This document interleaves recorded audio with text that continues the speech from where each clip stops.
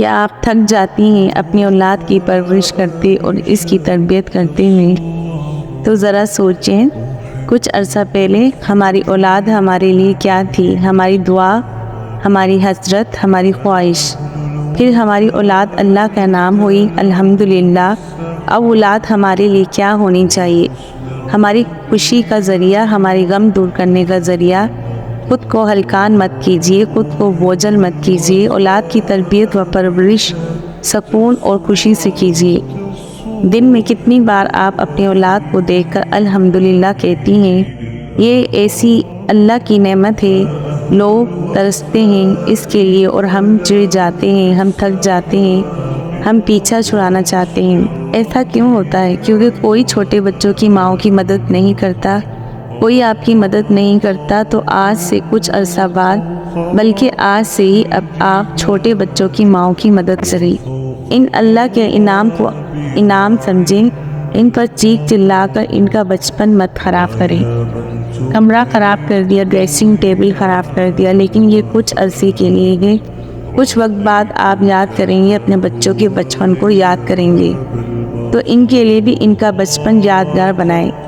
مار والا بچپن ان کا یادگار تو نہیں ہوگا، وہ سوچنا بھی نہیں چاہیں گے کہ اس بچپن کو۔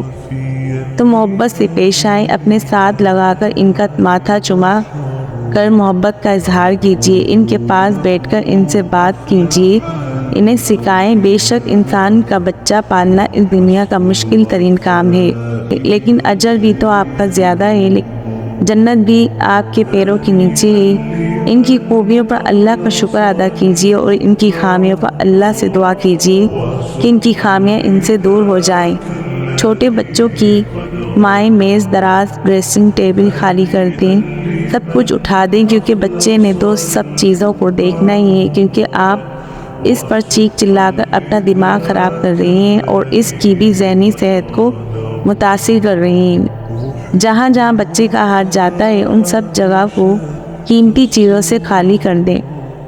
ڈریسنگ ٹیبل پر بھی ایک شیٹ بچھا کر ایک پھول رکھ دیں، اپنے سائڈ ٹیبل پر بھی یہی سب کریں۔ ایسا ڈیکوریشن پیس جو ٹوٹے نہیں، ان چیزوں کو بچہ ضرور چھیڑے گا اور آپ اس کو مضبوط آواز میں منع کریں گی، روکیں گی، ٹوکیں گی۔ جب تک بچہ یہ سیکھ نہیں جاتا یہ کھیلنے کی چیز نہیں ہے، یہ آپ کا کام آسان کریں گی اور آپ کو بار بار بچے کے ہاتھ سے چیز لینی نہیں پڑے گی۔ بچوں کو ذمہ داری کا احساس دلائیں۔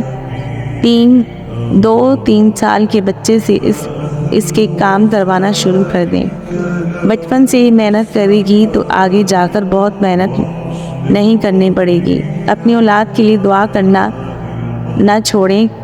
کیا ہر نماز میں اپنی اولاد کے لیے دعا کرتی ہیں آپ؟